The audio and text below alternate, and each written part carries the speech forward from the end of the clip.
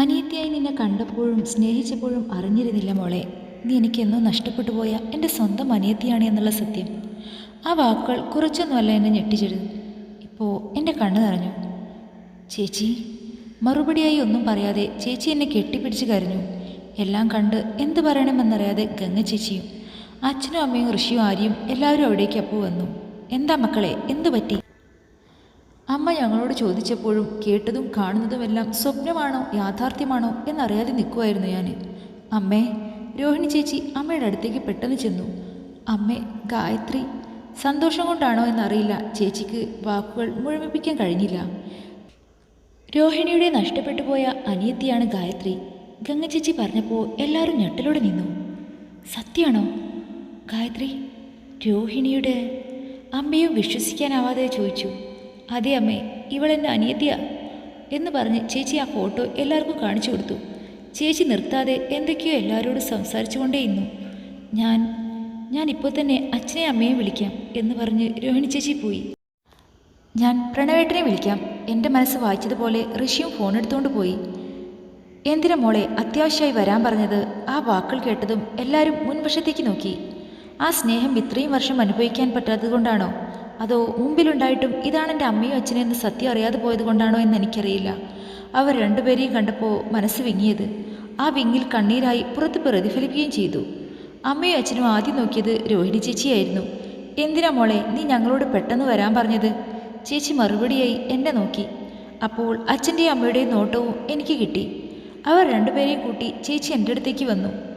19 വർഷം മുമ്പ് നമ്മുടെ എല്ലാവരുടെയും ജീവിതത്തിൽ നടന്ന ആ ദിവസം അച്ഛനും അമ്മയ്ക്കും ഒരിക്കലും മറക്കാൻ കഴിയില്ല എന്നെനിക്കറിയാം. നമ്മുടെ സന്തോഷം തട്ടിയെടുത്ത ദിവസം, എൻ്റെ അനിയത്തിയെ എനിക്ക് നഷ്ടമായ ആ ദിവസം. അവസാനം വിടരെ ശബ്ദത്തോടെ ചേച്ചി എന്നെ നോക്കി പറഞ്ഞു തീർന്നതും അച്ഛൻ്റെയും അമ്മയുടെയും കണ്ണു നിറഞ്ഞു. അത് കണ്ടപ്പോൾ മനസ്സിലായി എന്നേക്കാളേറെ ദുഃഖം ഈ രണ്ട് ഹൃദയങ്ങളിൽ ഉണ്ടായിരുന്നുവെന്ന്. എന്തിനാ മോളെ നീ ഇപ്പോൾ അതൊക്കെ? കാരണം ഉണ്ടച്ച, എൻ്റെ നഷ്ടപ്പെട്ടു പോയ കൂടെപ്പിറപ്പാണ് ഈ നിൽക്കുന്ന ഗായത്രി. ചേച്ചി പറഞ്ഞ വാചകങ്ങൾ കേട്ടുകൊണ്ട് അപ്പോൾ പ്രവീണേട്ടനും കൂടെ പ്രണവേട്ടനും വന്നു. അത് കേട്ടത് നിശ്ചലമായി അച്ഛനും അമ്മയും നിന്നു. ചേച്ചി ആ ഫോട്ടോ കാണിച്ചതും അതുവരെ പിടിച്ചു നിന്ന അമ്മ എന്നെ കെട്ടിപ്പിടിച്ചു. അപ്പോഴും എൻ്റെ കണ്ണ് സഞ്ചരിച്ചത് അമ്പരപ്പോടെ നിൽക്കുന്ന പ്രണവേട്ടനിലായിരുന്നു. രോഹിണിക്ക് 6 വയസ്സുള്ള പോലായിരുന്നു മോള് ജനിച്ചത്. പക്ഷേ അധിക നാൾ ഈ നിർഭാഗ്യവതിയായ അമ്മയ്ക്ക് എൻ്റെ കുട്ടിയെ സ്നേഹിക്കാൻ കഴിഞ്ഞില്ല. അമ്മ വിതുമ്പിയപ്പോൾ അച്ഛൻ ആശ്വസിപ്പിച്ചു. വീടുമുറ്റത്ത് രോഹിണിക്കൊപ്പം ഉണ്ടായിരുന്ന നിന്നെ ഒന്ന് കണ്ണു തെറ്റിയപ്പോൾ ആരോ തട്ടിക്കൊണ്ടുപോയി.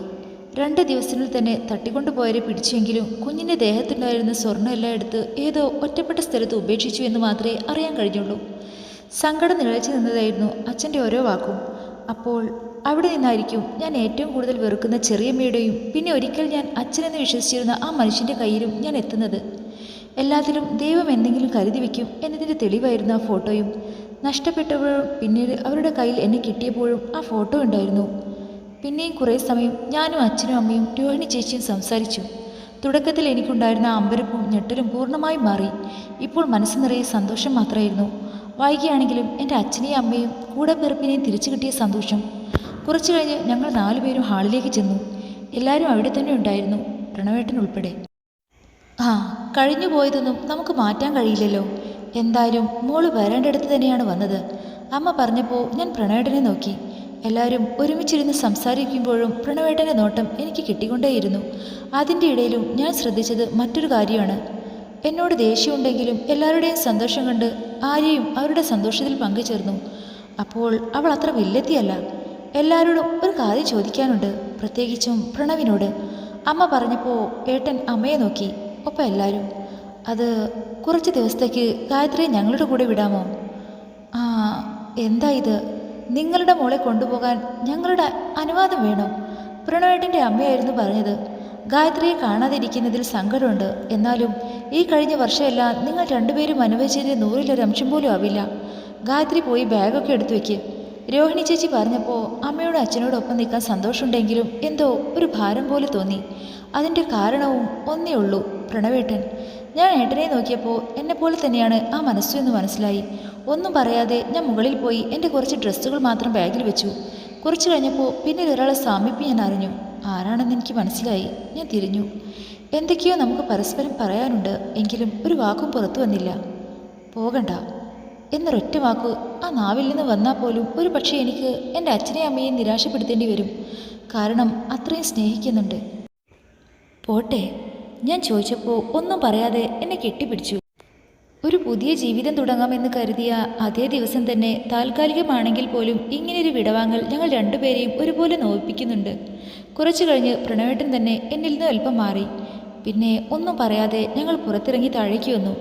എല്ലാവരോടും ഒരിക്കൽ കൂടി യാത്ര പറഞ്ഞ് ഞാൻ അച്ഛനോടും അമ്മയോടും ഒപ്പം ഇറങ്ങി. അപ്പോഴും വീണ്ടും എന്നെ അല്പം നൊമ്പരപ്പെടുത്തിയത് എൻ്റെ ഋഷിയുടെ മുഖമായിരുന്നു.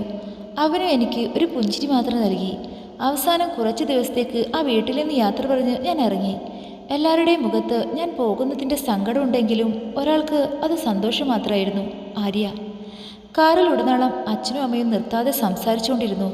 അവരുടെ ചിരിച്ച മുഖം കണ്ടപ്പോൾ പതിയെ ഞാനും എൻ്റെ സങ്കടം മറക്കാൻ തുടങ്ങി. വീടെത്തിയപ്പോൾ മൊത്തത്തിൽ ഞാൻ എല്ലായിടത്തും കണ്ണോടിച്ചു. ഞാൻ ജനിച്ച വീട്, വളർന്നത് എന്ന് പറയാനാവില്ലല്ലോ. വാ മോളെ. അച്ഛൻ്റെയും അമ്മയുടെയും കൂടെ ഞാൻ അകത്ത് കയറി. പിന്നീട് അങ്ങോട്ടുള്ള ഓരോ ദിവസങ്ങളിൽ, അല്ല മറിച്ച് ഓരോ മണിക്കൂറിലും ഞാൻ അറിയുകയായിരുന്നു അച്ഛൻ്റെയും അമ്മയുടെയും സ്നേഹം. അമ്മയുടെ ശ്രദ്ധക്കുറവ് കാരണമാണ് എൻ്റെ കുട്ടി ഇത്രയും ദുഃഖം ഈ ചെറുപ്രായത്തിൽ തന്നെ അനുഭവിക്കേണ്ടി വന്നത്. എന്തിനാ അമ്മേ ഇങ്ങനെയൊക്കെ പറയുന്നേ? എല്ലാം ശരിയായില്ലേ? പിന്നെ ഞാൻ അനുഭവിച്ച ദുരന്തങ്ങളുടെ കാര്യമാണെങ്കിൽ ആ ദുഃഖത്തിൽ നിന്നും എല്ലാം എന്നെ മോചിപ്പിച്ചതും അമ്മ തന്നെയാണ്. പ്രണവേട്ടനുമായുള്ള കല്യാണം വേണ്ട എന്ന് ഞാൻ തീരുമാനിച്ചപ്പോൾ ആ തെറ്റായ തീരുമാനം തിരുത്തി നല്ലതെനിക്ക് പറഞ്ഞു തന്നത് എൻ്റെ അമ്മ തന്നെയാണ്. അന്ന് അമ്മ പറഞ്ഞത് കൊണ്ടുകൂടിയാണ് ഈ വിവാഹം നടന്നത്. അറിയാതെ ആണെങ്കിലും ദുരന്തം നിറഞ്ഞതെന്ന് എൻ്റെ ജീവിതം തിരുത്തി എഴുതിയത് അമ്മ തന്നെയാണ്. എൻ്റെ വാക്കുകൾ കേട്ട് പുഞ്ചിരിച്ചുകൊണ്ട് അമ്മ ഇരുന്നു. എല്ലാം കണ്ട് ആശ്വാസത്തിലൂടെ അച്ഛനും. ഈ കഴിഞ്ഞുപോയ 2 ആഴ്ചയിൽ ഞാൻ അറിഞ്ഞത് എൻ്റെ അച്ഛനെയും അമ്മയെയും മാത്രമല്ല, ഈ എന്നെ തന്നെയായിരുന്നു. നാളെയാണ് ഞാൻ തിരികെ പോകുന്നത്. അച്ഛനെയും അമ്മയും വിട്ടു പോകുന്നതിൻ്റെ സങ്കടമുണ്ടെങ്കിലും പ്രിയപ്പെട്ട പലരെയും കാണാമെന്ന ചിന്ത മനസ്സിൽ നിറച്ചു. രാവിലെ പോകാനുള്ള തയ്യാറെടുപ്പിൽ പലപ്പോഴും കണ്ടു നിറഞ്ഞ മിഴികൾ തുടയ്ക്കുന്ന അച്ഛനെയും അമ്മയെയും. അവരെ ആശ്വസിപ്പിക്കുമ്പോഴും എൻ്റെ കണ്ണ് നിറഞ്ഞു. മോള് പോയതിന് ശേഷം ഇവിടെ ആർക്കും ഒരു ഉഷാറും ഇല്ലായിരുന്നു. വീട്ടിൽ വന്നപ്പോൾ ശാന്ത ചേച്ചി പറഞ്ഞതായിരുന്നു. കുറച്ച് കഴിഞ്ഞപ്പോൾ പ്രണവേട്ടൻ്റെ അച്ഛനും അമ്മയും വന്നു. എല്ലാവരുമായി സംസാരിച്ചു കൊണ്ടിരിക്കുമ്പോൾ ഋഷി വന്നു. ഏട്ടത്തി. അവൻ്റെ വിളിയായിരുന്നു ഞാൻ ഏറ്റവും അധികം ഈ കഴിഞ്ഞ ദിവസങ്ങളിൽ ആഗ്രഹിച്ചിരുന്നത്. പിന്നെ അധികം വൈകാതെ തന്നെ അച്ഛനും അമ്മയും ഇറങ്ങി. തങ്ങളുടെ 2 മക്കളെയും സുരക്ഷിതരായ കരങ്ങളിലാണ് എത്തിച്ചേർന്നത് എന്ന സന്തോഷത്തിൽ. പിന്നെ ഈ കഴിഞ്ഞ ദിവസങ്ങളുടെ കത്തിയടിയായിരുന്നു ഋഷി. അതുകൊണ്ട് തന്നെ മുകളിൽ പോയി പ്രണവേട്ടനെ കാണാൻ കഴിഞ്ഞില്ല. എന്നാൽ ഞാൻ ചിന്തിച്ചു തീർന്നതും പ്രണവേട്ടൻ ഓഫീസിൽ പോകാൻ റെഡിയായി താഴെ വന്നതും ഒരുമിച്ചായിരുന്നു. എന്നെ കണ്ടപ്പോൾ എൻ്റെ അടുത്തേക്ക് വരാൻ തുടങ്ങിയതും ഏട്ടൻ്റെ പിന്നിൽ നിന്ന് ആര്യ ഇറങ്ങി വന്ന് പറഞ്ഞു, പ്രണവേട്ട ഞാൻ റെഡി, നമുക്ക് പോകാം. അവൾക്ക് മറുപടിയായി ഒന്ന് തലയാട്ടിയതിനു ശേഷം വീണ്ടും ഒരിക്കൽ കൂടി എന്നെ നോക്കിയിട്ട് ഒന്നും പറയാതെ പ്രണവേട്ടൻ പോയി. സാധാരണ പ്രണവേട്ടനോട് അടുക്കാൻ ആര്യ തുനിയുമ്പോൾ തന്നെ വാചകം കൊണ്ട് അവളുടെ വാ അടുപ്പിക്കുന്ന ഋഷിയും ഇന്ന് എൻ്റെ അടുത്ത് മൗനമായി നിന്നു. ഒപ്പം പ്രണവേട്ടൻ എന്നോടൊന്നും പറയാതെ പോയത് കുറച്ചൊന്നുമല്ല എന്നെ സങ്കടപ്പെടുത്തിയത്. ഋഷി പോകാൻ തുടങ്ങിയതും ഞാൻ അവൻ്റെ കയ്യിൽ പിടിച്ചു. എന്താ ഇതൊക്കെ? ഒന്നും മനസ്സിലാവാതെ ഞാൻ അവനോട് ചോദിച്ചു. ഏട്ടത്തി ഒന്നുമില്ല. ഋഷി എൻ്റെ മുഖത്ത് നോക്കാതെ ഒഴിഞ്ഞു മാറാൻ തുടങ്ങി. ഞാൻ വീണ്ടും നിർബന്ധിച്ചപ്പോൾ അവൻ പറഞ്ഞു തുടങ്ങി, അത് ഏട്ടത്തി, ആര്യ ഇപ്പോൾ പ്രണവേട്ടൻ്റെ കമ്പനിയിലാണ് ചേട്ടൻ്റെ പേഴ്സണൽ അസിസ്റ്റൻ്റായി. അത് ഞാൻ ഒട്ടും പ്രതീക്ഷിച്ചില്ല എങ്കിലും പിന്നെയും എന്തൊക്കെയോ അവൻ മറിച്ചു പിടിക്കുന്നതായി എനിക്ക് തോന്നി. ഋഷി പറയ്, എന്താ ശരിക്കും സംഭവിച്ചത്? എനിക്കും അറിയില്ല ഏട്ടത്തി. ശരിക്കും എന്താ ചേട്ടന് പറ്റിയത് എന്ന് എനിക്കും അറിയില്ല. അവൾക്ക് പകരം ഗായത്രി ഏട്ടത്തിയെ കമ്പനിയിൽ കൂടെ നിർത്താൻ ഞാൻ ഉൾപ്പെടെ എല്ലാവരും പറഞ്ഞപ്പോഴും പ്രണവേട്ടനാണ് അത് എതിർത്തത്. വീട്ടിൽ തിരിച്ചെത്തിയതിൻ്റെ എല്ലാ സന്തോഷവും ആ വാക്കുകൾ കേട്ടപ്പോൾ പോയി. ഏട്ടത്തി വിഷമിക്കേണ്ട കാര്യമൊന്നുമില്ല. ആദ്യം ചേട്ടൻ്റെ മനസ്സിൽ എന്താണ് എന്നറിയണം. അത് സാവകാശം ചോദിച്ച് മനസ്സിലാക്കേണ്ടത് ഏട്ടത്തി തന്നെയാണ്. അവൻ്റെ വാക്കുകൾക്കൊന്നും തന്നെ എന്നെ സമാധാനപ്പെടുത്താൻ കഴിഞ്ഞില്ല. എന്നാലും ഋഷി പറഞ്ഞതുപോലെ പ്രണവേട്ടൻ്റെ മനസ്സിൽ എന്തെങ്കിലും ഉണ്ടെങ്കിൽ അത് ഇന്ന് തന്നെ ഞാൻ അറിഞ്ഞിരിക്കും. പെട്ടെന്ന് വൈകിട്ടാകാനുള്ള കാത്തിരിപ്പായിരുന്നു പിന്നീട് അങ്ങോട്ടുള്ള ഓരോ മണിക്കൂറും. പക്ഷേ 6 മണിയായിട്ടും പ്രണവേട്ടൻ വന്നില്ല. എൻ്റെ നെഞ്ചിടിപ്പ് കൂട്ടാൻ വേണ്ടി ആരെയും വന്നില്ല. റോഡിൽ കൂടി ഓരോ വാഹനം ഹോണടിച്ചു പോകുമ്പോൾ പോലും ഞാൻ ഓടി വന്ന് നോക്കും പ്രണവേട്ടനാണോ എന്ന്. പ്രവീണേട്ടൻ ഏതോ ബിസിനസ് ആവശ്യത്തിന് വേണ്ടി പോയിരിക്കുകയായിരുന്നു, കൂടെ രോഹിണി ചേച്ചിയും. അതുകൊണ്ട് തന്നെ ആരോടും ഒന്നും പറയാൻ പറ്റാത്ത അവസ്ഥയിലായിരുന്നു. പെട്ടെന്നാണ് ഋഷി വന്നത്. അവൻ്റെ മുഖം കണ്ടപ്പോൾ തന്നെ മനസ്സിലായി അത്ര രസമല്ലാത്തൊരു വാർത്തയുമായാണ് വരവ് എന്ന്. ഏട്ടത്തി, കമ്പനിയിൽ ഞാൻ വിളിച്ചായിരുന്നു. അവൻ വിക്കി വീണ്ടും പറയാൻ തുടങ്ങി. അത് ചേട്ടനും ആരെയും ഇന്ന് വരില്ല. പിന്നെ ചേട്ടൻ കമ്പനിക്കാരിയുമായി എന്തോ എറണാകുളത്തേക്ക് പോയി, കൂടെ അവളും. എന്തൊക്കെയോ വേണ്ടാത്ത ചിന്തകൾ മനസ്സ് വന്നെങ്കിലും എൻ്റെ പ്രണവേട്ടൻ ഒരിക്കലും എന്നെ മറക്കില്ല എന്ന് സ്വയം പറഞ്ഞുകൊണ്ടേയിരുന്നു. അപ്പോഴാണ് ഋഷിയുടെ ഫോൺ ശബ്ദിച്ചത്. അവൻ്റെ ഏതോ കൂട്ടുകാരനാണ് വിളിക്കുന്നതെന്ന് മനസ്സിലായി. പക്ഷേ ഇടയ്ക്ക് എപ്പോഴോ വെച്ച് അവൻ്റെ മുഖത്ത് പരിഭവവും സങ്കടവും നിഴലിച്ചു. പിന്നെയും അവൻ എന്തൊക്കെയോ പറഞ്ഞു ഫോൺ വെച്ചു. എന്താ ഋഷി? ഏയ് ഒന്നുമില്ല ഏട്ടത്തി എന്നവൻ പറയുന്നുണ്ടെങ്കിലും എന്തൊക്കെയോ അവൻ്റെ മനസ്സിലുള്ളതായി മനസ്സിലായി. ഋഷി പെട്ടെന്ന് അവൻ്റെ റൂമിലേക്ക് ഒന്നും പറയാതെ പോയി. 10 മിനിറ്റ് ആയപ്പോൾ തന്നെ വീട് മുറ്റത്ത് ഒരു ടാക്സി വന്ന് നിന്നു. ഞാൻ പുറത്തിറങ്ങിയപ്പോൾ തന്നെ ധൃതി പിടിച്ച് ഋഷിയും താഴേക്ക് വന്നു. ടാക്സി? ആരെ വിളിച്ചത്? ഞാനാ ഏട്ടത്തി, എനിക്ക് അത്യാവശ്യമായൊരു സ്ഥലം വരെ പോകണം. എൻ്റെ മുഖത്ത് നോക്കാതെ അവൻ പറഞ്ഞു പോകാൻ തുടങ്ങിയതും തടസ്സമായി ഞാൻ നിന്നു. സത്യം പറയ്, നീ എവിടേക്കാണ് പോകുന്നത്? എൻ്റെ ഉറച്ച ചോദ്യം കേട്ട് എന്ത് പറയണമെന്നറിയാതെ അവൻ നിന്നു. അവസാനം അവൻ എൻ്റെ മുഖത്ത് നോക്കി പറഞ്ഞു തുടങ്ങി. നേരത്തെ എൻ്റെ ഒരു കൂട്ടുകാരനായിരുന്നു വിളിച്ചത്. ഓരോന്ന് സംസാരിക്കുന്നതിനിടയിൽ അവനൊന്ന് നിർത്തി എൻ്റെ മുഖത്ത് നോക്കി വീണ്ടും തുടർന്നു. ഓരോന്നും പറയുന്നതിൻ്റെ ഇടയിൽ പ്രണവേട്ടനെ എറണാകുളത്ത് ഒരു ഹോട്ടലിൽ വെച്ച് കണ്ടു എന്ന് പറഞ്ഞു. അവൻ പറഞ്ഞ് അവസാനിപ്പിച്ചതും രക്തമെല്ലാം തലച്ചോറിൽ ഇരച്ചു കയറുന്ന പോലെ എനിക്ക് തോന്നി. എല്ലാം കേട്ടുകഴിഞ്ഞ് ഞാൻ ആദ്യം ചെന്നത് ആര്യയുടെ മുറിയിലായിരുന്നു. എൻ്റെ പിന്നാലെ ഋഷിയും വന്നു. അവളുടെ അലമാര തുറന്നു നോക്കിയതും ഞാനും ഋഷിയും ഒരുപോലെ ഞെട്ടി. അവളുടെ ഒറ്റ വസ്ത്രങ്ങൾ പോലും അവിടെയില്ല. എന്നെ രാവിലെ ഏട്ടൻ കണ്ടതാണ്. എന്നിട്ടും യാത്രയുടെ കാര്യം എന്നോട് പറഞ്ഞില്ല. രാവിലെ അവളുടെ കയ്യിൽ ബാഗും ഇല്ലായിരുന്നു.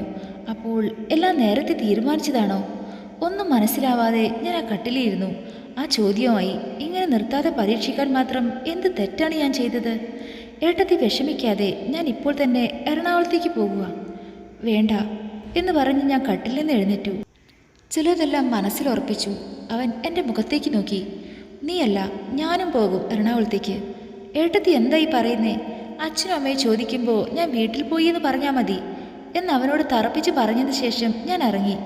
അവൻ എൻ്റെ പിന്നാലെ വന്നു തടഞ്ഞു. ഏട്ടത്തി എന്തറിഞ്ഞിട്ടാ ഈ പറയുന്നത്? ഇവിടെ നിന്ന് ഏതാണ്ട് 4-5 മണിക്കൂർ ദൂരമുണ്ട്. 10-11 മണിയെങ്കിലും ആവും എത്താം. നല്ല താമസിക്കും. എത്ര താമസിച്ചാലും ഞാനും പോകും. എൻ്റെ വാക്കുകൾ കേട്ട് ഋഷി നിശബ്ദമായി നിന്നു. ഞാൻ അവൻ വിളിച്ച ടാക്സിയിൽ കയറുന്നതിന് മുമ്പ് അവനോട് പറഞ്ഞു, എൻ്റെ മനസ്സിൽ ഒരു വിശ്വാസമുണ്ട്. ആ വിശ്വാസം ശരിയാണെങ്കിൽ ഞാൻ തിരിച്ചു വരും നിന്റെ ചേട്ടനോടൊപ്പം, അല്ലെങ്കിൽ തിരിച്ചു വരും മരവിച്ച ശരീരവുമായി. അവൻ്റെ മറുപടിക്ക് കാത്തു നിൽക്കാതെ ഞാൻ കാറിൽ കയറി. നീണ്ടു നിന്ന ആ 5 മണിക്കൂർ യാത്ര എന്നെ ഒരു രീതിയിലും മടുപ്പിച്ചില്ല. എറണാകുളം എത്തി, നീ പേടിക്കണ്ട. പോകുന്നതിന് മുമ്പ് ഋഷി എനിക്ക് തന്ന ഫോണിൽ നിന്നും ഞാൻ അവന് മെസ്സേജ് അയച്ചു. ആ മുന്തിയ 5 സ്റ്റാർ ഹോട്ടലിൽ ഏതാണ്ട് 11:45 കഴിഞ്ഞപ്പോൾ വണ്ടി നിർത്തി. ആ ഇരുട്ട് ഒന്നും തന്നെ എന്നെ ഭയപ്പെടുത്തിയില്ല. ഞാൻ അകത്ത് കയറി. റിസപ്ഷനിൽ ഉണ്ടായിരുന്നവർ സുഖ ഉറക്കായിരുന്നു. ഞാൻ വിളിച്ചപ്പോൾ അതിലൊരാൾ എഴുന്നേറ്റു. Room number 177. പ്രണവേട്ടൻ്റെ റൂമിലേക്ക് ലക്ഷ്യമായി ഞാൻ നടന്നു. 177 എന്ന നമ്പർ കണ്ടപ്പോൾ അറിയാതെ നെഞ്ചിടിപ്പ് കൂടി. ഒറ്റയ്ക്ക് ഇവിടെ വരാൻ കാണിച്ച എല്ലാ ധൈര്യവും ഒരു നിമിഷം ചോർന്നു പോയതുപോലെ തോന്നി. സ്വയം ഒരിക്കൽ കൂടി നിയന്ത്രിച്ചതിന് ശേഷം ഞാൻ ആ വാതിൽ തട്ടാൻ തുടങ്ങി. അടുത്ത് കോളിംഗ് ബെൽ കണ്ടുവെങ്കിലും എൻ്റെ എല്ലാ ദേഷ്യവും സങ്കടവും എല്ലാം ആ ഡോറിൽ ഉറക്കെ തട്ടി ഞാൻ തീർത്തു. അധികം വൈകാതെ തന്നെ ആ വാതിൽ എനിക്ക് മുമ്പിൽ തുറക്കപ്പെട്ടു. നോക്കിയപ്പോൾ കണ്ണും തിരുമ്പി ദേഷ്യത്തിൽ നിൽക്കുന്ന പ്രണവേട്ടൻ. എന്നാൽ മുമ്പിൽ നിൽക്കുന്ന എന്നെ കണ്ടതും ആ മുഖത്ത് ദേഷ്യം മാറി ഞാൻ പ്രതീക്ഷിച്ചതുപോലെ ഞെട്ടിലായിരുന്നു. ഗായത്രി! ഞെട്ടും, ഞെട്ടാതിരിക്കില്ലല്ലോ. അകത്ത് കാമുകയില്ലേ? നീ എന്താ എങ്ങനെ ഇവിടെ? നീ വീണ്ടും ഞെട്ടലോടെ ഓരോ ചോദ്യം വന്നപ്പോഴും അതൊന്നും വകവയ്ക്കാതെ ഞാൻ ഏട്ടനെ തട്ടിമാറ്റിക്കൊണ്ട് അകത്തേക്ക് കയറി. പക്ഷേ എന്നെ സ്വീകരിച്ചത് ഒഴിഞ്ഞു കിടന്ന മുറിയായിരുന്നു. ഞാൻ ഏട്ടനെ നോക്കി, എന്നെ തന്നെ നോക്കി ഏട്ടനും. ഒരിക്കൽ കൂടി ഞാൻ എല്ലായിടത്തും നോക്കി, ബാത്റൂമും ബെഡിൻ്റെ അടിയിലും എല്ലായിടത്തും. പക്ഷേ ഒരിടത്തും അവളെ കണ്ടില്ല. നീ ആരെയാ നോക്കുന്നേ? വാതിലടച്ചതിന് ശേഷം ഒന്നും മനസ്സിലാകാത്ത രീതിയിൽ ഏട്ടൻ ചോദിച്ചു. സത്യം പറ, അവളെവിടെ? എൻ്റെ സകല നിയന്ത്രണവും നഷ്ടപ്പെട്ട് ഞാൻ ചോദിച്ചു. അവളോ? രാത്രി നീ എന്തൊക്കെ പിച്ചും പെയ്യാണ് വിളിച്ചു പറയുന്നേ? അഭിനയിക്കണ്ട, എനിക്കെല്ലാം മനസ്സിലായി. നിനക്ക് എന്ത് മനസ്സിലായിന്നാ? എറണാകുളത്തേക്ക് വന്നത് കമ്പനിക്കാരിയായി ബന്ധപ്പെട്ടാണോ?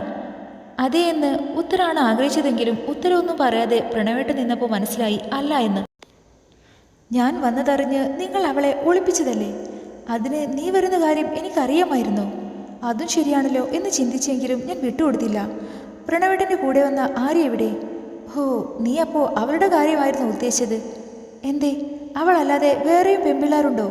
അത് കേട്ടതും ഏട്ടൻ എൻ്റെ അടുത്തേക്ക് വന്നു. പക്ഷേ ഞാൻ ഭയന്നില്ല. അല്ല, ഉള്ളിലെ ഭയം മുഖത്ത് കാണിച്ചില്ല. വെറും 2 ആഴ്ച കാണാതിരുന്നപ്പോൾ തീരാവുന്ന സ്നേഹമേ ഉണ്ടായിരുന്നുള്ളൂ ഈ മനസ്സിൽ. എൻ്റെ വാക്കുകൾ കേട്ട് ദേഷ്യം വന്നുവെങ്കിലും ഒന്നും പറയാതെ പോയി ഏട്ടൻ്റെ ഫോണെടുത്ത് വാട്സാപ്പിലെ മെസ്സേജ് കാണിച്ചു തന്നു. നോക്കിയപ്പോൾ ആര്യയുടെ മെസ്സേജ് ആയിരുന്നു. അവൾ കുറേ മെസ്സേജ് അയച്ചിട്ടുണ്ട്, പക്ഷേ ഒന്നിനും ഏട്ടൻ റിപ്ലൈ കൊടുത്തിട്ടില്ല. ആകെ കൊടുത്തിട്ടുള്ളത് ഇന്ന് അയച്ച മെസ്സേജിൽ മാത്രമായിരുന്നു. ഞാൻ എയർപോർട്ടിലെത്തി. ഉടനെ ഈ നാട്ടിലേക്കൊരു തിരിച്ചറിവില്ല. എല്ലാത്തിനും സോറി, പ്രത്യേകിച്ചും ഗായത്രി ഏട്ടത്തിയോട്. അവളുടെ ആ മെസ്സേജ് ഞാൻ പല തവണ വായിച്ചുകൊണ്ടേയിരുന്നു. പതിയെ ഫോണിൽ നിന്ന് കണ്ണെടുത്ത് ഏട്ടനെ നോക്കി. പ്രണവേട്ടൻ എൻ്റെ കയ്യിൽ നിന്ന് ഫോൺ വാങ്ങി ടേബിളിൽ വെച്ചതിന് ശേഷം നേരത്തെ പോലെ വീണ്ടും എൻ്റെ അടുത്തേക്ക് വന്നു. പക്ഷേ ഇപ്രാവശ്യം ഞാൻ നേരത്തെ പോലെ നിന്നില്ല. യാന്ത്രികമായി കാലുകൾ പിന്നിലോട്ട് ചലിച്ചു. അവസാനം ഒരിടത്തും പോകാനാവാത്ത വിധം ഭിത്തിയിൽ തട്ടി നിന്നു. നീ എന്താ വിചാരിച്ചേ? ഞാൻ അവളുമായി ഹോട്ടലിൽ റൂം എടുത്തെന്നോ? ചോദ്യം ചോദിച്ചപ്പോൾ അനുസരണമുള്ള കുട്ടിയെപ്പോലെ ഞാൻ അതേ എന്ന രീതിയിൽ തലയാട്ടി. നീ പറഞ്ഞത് ശരിയാ. കമ്പനി കാര്യത്തിനല്ല ഞാൻ അവളെയും കൊണ്ട് എറണാകുളത്തേക്ക് വന്നത്.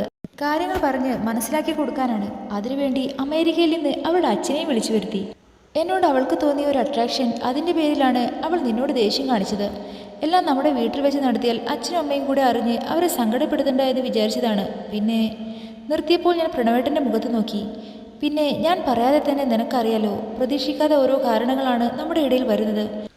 വീണ്ടും ആരെ പോലും നമുക്കിടയിൽ വരാതിരിക്കാൻ വേണ്ടിയായിരുന്നു അവളെ എത്രയും പെട്ടെന്ന് ഇവിടെ നിന്നും കാര്യങ്ങൾ പറഞ്ഞ് മനസ്സിലാക്കിപ്പിച്ച് അയച്ചത്. നേരം വൈകിയത് കൊണ്ട് ഒരു രാത്രി ഇവിടെ റൂം എടുത്തു, അത്ര തന്നെ. അല്ലാതെ നീ പറഞ്ഞ പോലെ ഈ കഴിഞ്ഞ 2 ആഴ്ചയും ഞാൻ നിന്നെ മറന്നിട്ടില്ല. മറിച്ച് കാണാതിരുന്നപ്പോൾ എത്രത്തോളം ഇഷ്ടമാണെന്ന് മനസ്സിലാക്കുക മാത്രമാണ് ചെയ്തത്. എല്ലാം സാവകാശം നാളെ അവിടെ വന്ന് സംസാരിക്കാമെന്ന് വിചാരിച്ചിരുന്നപ്പോഴാണ് എൻ്റെ ഇല്ലാത്ത കാമുകിയെ പിടിക്കാൻ നീ ഇവിടെ വന്നത്. എല്ലാം പറഞ്ഞു നിർത്തി ഏട്ടൻ മുഖം തിരിച്ചു. ശേ, ഋഷി പറഞ്ഞതുപോലെ എല്ലാം സാവകാശം ചോദിച്ച് മനസ്സിലാക്കിയാൽ മതിയായിരുന്നു. ചുമ്മാ. അപ്പോഴാണ് ക്ലോക്കിൽ 12 മണി അടിച്ചത്. അപ്പോഴും അതൊന്നും ശ്രദ്ധിക്കാതെ ഞാൻ സംശയിച്ചതിൻ്റെ ദേഷ്യത്തിലും സങ്കടത്തിലും നിൽക്കുന്ന പ്രണവേട്ടനോട് ഞാൻ പറഞ്ഞു, ഹാപ്പി ബർത്ത്ഡേ. ആ വാക്കുകൾ കേട്ട് ആദ്യം എൻ്റെ മുഖത്ത് നോക്കി, പിന്നെ സൈഡിലിരുന്ന ടേബിൾ കലണ്ടറിൽ നോക്കി, അവസാനം വാച്ചിലും. പതിയെ ആ മുഖത്ത് ഒരു തെളിച്ചം വന്നു. ഗിഫ്റ്റ് ഒന്നും വാങ്ങിച്ചിട്ടില്ല. ഏട്ടൻ്റെ പിറന്നാൾ ദിവസം ഒരു മാസം മുമ്പേ എനിക്ക് ഓർമ്മയുണ്ടായിരുന്നു. പക്ഷേ ഓരോ സംഭവങ്ങളുടെ ഇടയിൽ ഒരു നല്ല സമ്മാനം വാങ്ങിക്കാൻ കഴിഞ്ഞില്ല. ഞാൻ പറഞ്ഞ് പതിയെ ആ മുഖത്ത് നോക്കി. ആ ചുണ്ടിൽ ഒരു ചിരി വിരിഞ്ഞു. കയ്യിലുള്ളത് തന്നാൽ മതി. കുറച്ചുകൂടെ അടുത്ത് വന്ന് പറഞ്ഞു. എൻ്റെ കയ്യിലൊന്നുമില്ല. ഞാൻ പതിയെ പറഞ്ഞു, ഒന്നുമില്ലേ? കള്ളനോട്ടത്തോടെയുള്ള ചോദ്യം കേട്ടപ്പോൾ ഒരു നിമിഷം മടിച്ചു നിന്നെങ്കിലും പതിയെ പ്രണവേട്ടൻ്റെ മുഖത്തെ കൈകളിലെടുത്ത് ആ നെറ്റിയിൽ ഒരു ചുംബനം നൽകി. നാണം കൊണ്ട് പിന്നെ ആ കണ്ണി നോക്കാൻ കഴിഞ്ഞില്ല. പക്ഷേ പ്രണവേട്ടൻ എൻ്റെ മുഖം 2 കൈ കൊണ്ട് ഉയർത്തി കണ്ണിൽ നോക്കിയതിനു ശേഷം പതിയെ എൻ്റെ കവിളിൽ ആ ചുണ്ടുകൾ പതിച്ചു. കണ്ണുകൾ അടഞ്ഞ് ഞാനും. ഇത് അന്ന് ആദ്യമായി കണ്ടപ്പോൾ ഒരു കാരണവും ഇല്ലാതെ തല്ലിയതിന്. വീണ്ടും അടുത്ത കവിളിൽ ഒരു ചുംബനം നൽകി. ഇത് അന്ന് ഡൽഹിയിൽ വെച്ച് നിനക്ക് പറയാനുള്ളത് കേൾക്കാതെ തല്ലിയതിന്. ഇത് ഇനി ഒരിക്കലും വേദനിപ്പിക്കില്ല എന്നുള്ള ഉറപ്പിന് എന്ന് പറഞ്ഞ് എൻ്റെ നെറ്റിയിലും ആ ചുണ്ടുകൾ അമർന്നു. വീണ്ടും കണ്ണുകൾ കൊണ്ട് പലതും ഞങ്ങൾ പറഞ്ഞു. 2 പേരുടെയും നെഞ്ചിടിപ്പിൻ്റെ താളം ഉയർന്നു കേട്ടപ്പോൾ ഞങ്ങൾ തമ്മിലുള്ള അകലം കുറഞ്ഞു വന്നു. മുഖങ്ങൾ അടുത്തു. ആ ചുണ്ട് എൻ്റെ ചുണ്ടോട് ചേർന്നു. എല്ലാ പ്രണയവും ചാലിച്ചതായിരുന്നു ആ ചുംബനം. പതിയെ മാറിയപ്പോൾ പ്രണവേട്ടൻ വീണ്ടും എന്നെ നോക്കി ചിരിച്ചു. അപ്പോൾ ഒന്നും പറയാതെ ആ നെഞ്ചിൽ ഞാൻ വീണു. എൻ്റേതായിക്കൂടെ? എൻ്റെ ചെവിയിൽ പറഞ്ഞപ്പോൾ ഏട്ടനിൽ എൻ്റെ പിടിമുറുകി. ആ പുലരി ഉണർന്നത് ഞാൻ എല്ലാ രീതിയിലും പ്രണവേട്ടൻ്റേതായി മാത്രമായിക്കൊണ്ടായിരുന്നു.